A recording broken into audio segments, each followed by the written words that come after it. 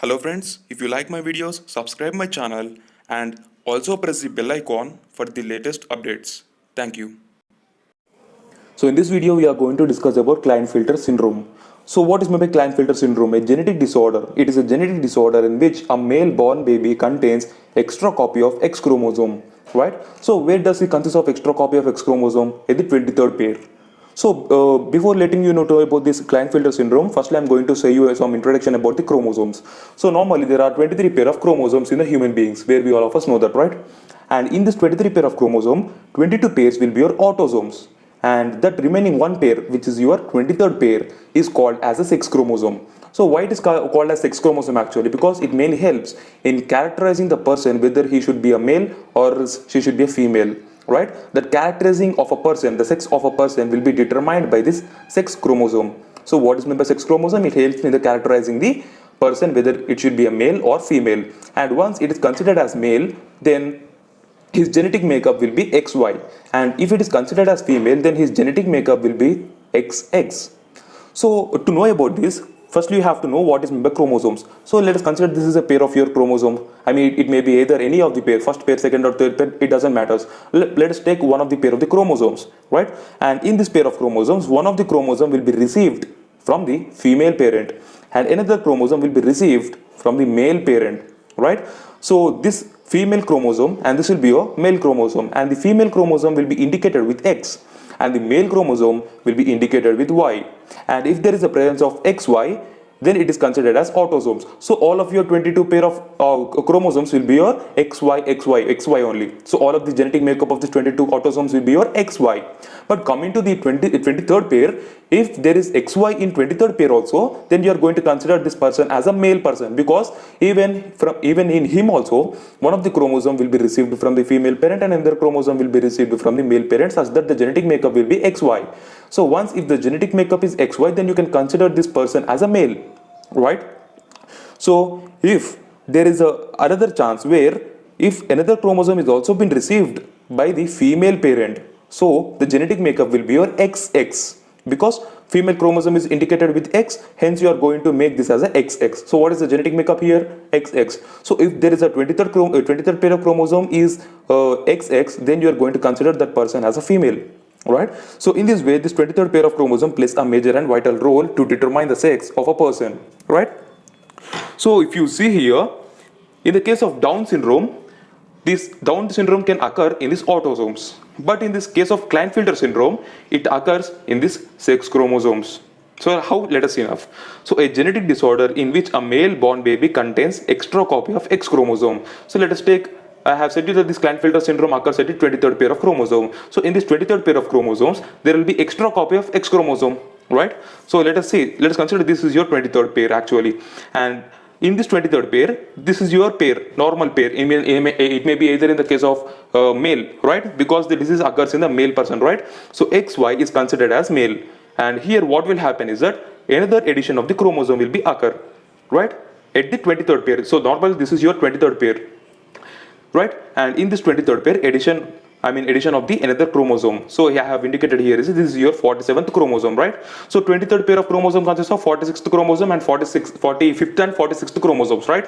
So if there is addition of another chromosome, extra copy of chromosome, then that will be considered as 47th chromosome. Hence, the genetic makeup of the Klinefelter syndrome is given as 47XXY.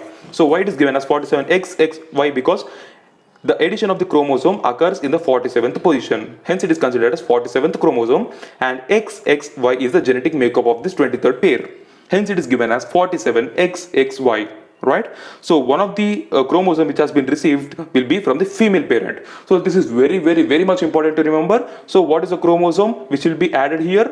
Female chromosome. It will be received from the female parent but not from the male parent, right? So by this you can understand that this chromosome consists of female characteristics more when compared to that of male, right? So by this, that male person will exhibit some of the female characteristics, right?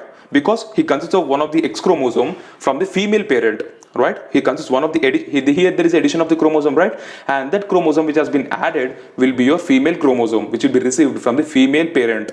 So that male born baby will exhibit some of the female characteristics. For example, if you see, there will be little or no sperm production in the type of person who is infected with this genetic disorder called as Klinefelter syndrome.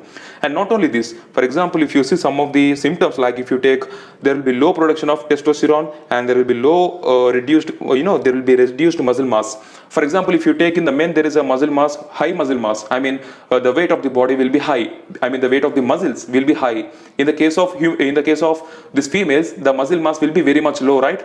So this is a basic thing where we all of us know. So a person who is infected with the Klinefelter syndrome, for him also, the muscle mass will be low.